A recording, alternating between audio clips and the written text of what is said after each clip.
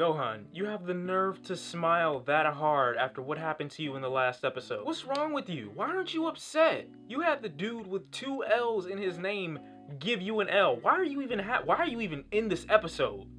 I don't even want to see you for at least 2 weeks. Sean C, and we're here with our very first anime review. And why not start it off with Dragon Ball Super? This episode was just strange. We kind of pick up where we left off after the aftermath that is known as Krillin, because, you know, don't fuck with Krillin. You might end up in the hospital. I mean, he did some severe damage in last week's episode. Key parts of this episode to pay attention to is probably the part where it opens up where we get a slim version of Majin Buu. That's right, Buu has slimmed down, alright? He went in the gym, he's hitting the weights, and I like how involved Hercule is with the, you know, story. Hercule used to be really fucking afraid of all these supernatural abilities, like these superpowers. He used to want no part of it. Now he's like fully embraced it and accepted it, and he's helping Majin Buu train. There was some fuckery in this episode, like when Hercule is telling Majin Buu, you gotta knock him out of the ring, but isn't one of the rules in that big tournament, the Tournament of Power, that you can't fly? They're in the air this whole time and they're fighting. Like, why aren't you fighting on the ground? I don't know if Majin Buu knows this. Anyway, they have a quick little sparring session. The sparring session is pretty cool. It's a nice little exchange. I'm surprised that Goku fell for that thing that Majin Buu did with the ki blast spam, and then he shows up in front of him and just hits him one time and Goku goes flying out of the gate. I mean, I know Majin Buu is adapting to fighting, and I like to see that. He's growing in intelligence probably, because I don't think that's something Majin Buu would have tried before. But Goku is like the same person. I feel like Goku's going easy on everybody that he's inviting, and to an extent, isn't that to their disadvantage? Because they're gonna have to fight against guys that are just as strong as he is, and they're gonna get fucking demolished. I just can't take him seriously. Like, look at his face. I think it's Universe 11's Kai is actually trying to gather the rest of them. I guess he's trying to buy more time, or maybe he's trying to like give them some incentive or some advantage or something like that, because he knows that he has the universe with the strongest fighters, so he feels like at the end of the day they're gonna survive. One thing that was a little strange about this episode, they wanted to cause a little bit of a personal more conflict with 2 of the Kais, one of them who views strength as your biggest asset and the other one who views intelligence as your biggest asset.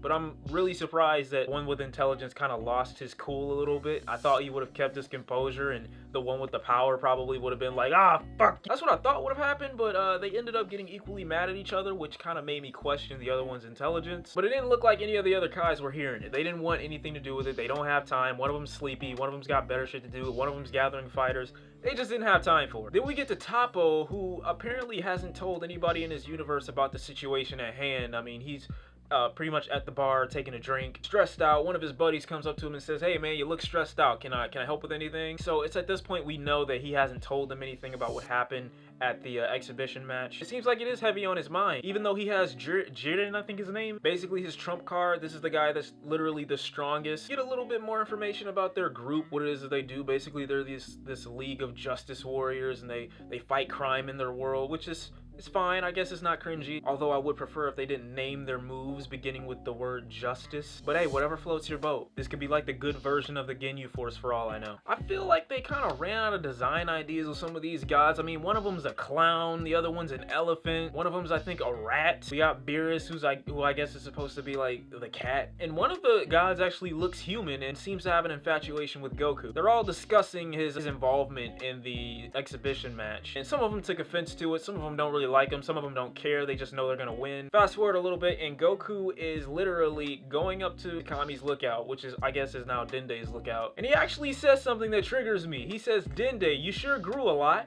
which made me think about how long Dende's actually been in existence.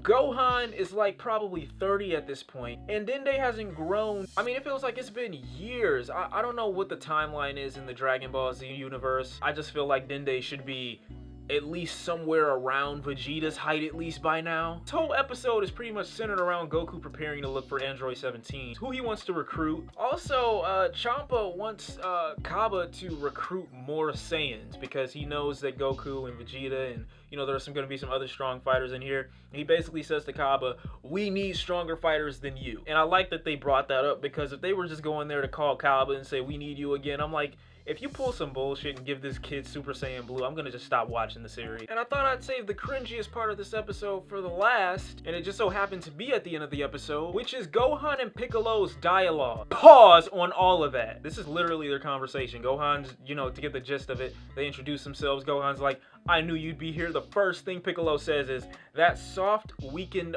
body of yours, I'll retrain it. Gohan's response is, yes. This is why Gohan, like, I don't want to see you for 2 weeks. I don't want to see you. Piccolo, you might be able to get away with this because you technically have another man inside of you, but Gohan, no, I don't want to see you. It's too many L's on you. And for the preview of next week's episode, we pretty much get Goku with more of the Super Saiyan Blue spam that doesn't need to be in here. Now, he does speak in this preview as if somebody's interrupting their fight, so I don't know who could be strong enough to make Goku go Super Saiyan Blue. I mean, obviously, it doesn't take much. He went blue against Krillin. And the next episode is pretty much going to encompass most of finding Android 17, recruiting him, seeing how strong he is. So Android 17, you know, it's not a bad choice. Certainly makes more sense than Krillin in my opinion. The episode as a whole is just preparation for the Tournament of Power. So I'm not mad or put off by it. It is a little strange how they're going about it and why they want to recruit this many fighters knowing that they're pretty much going to be God level opponents at this tournament, but we'll see what happens. Excited for next week's episode. I'm excited for this Tournament of Power. I want to see how it goes. Hopefully we get some more progression in next week's episode.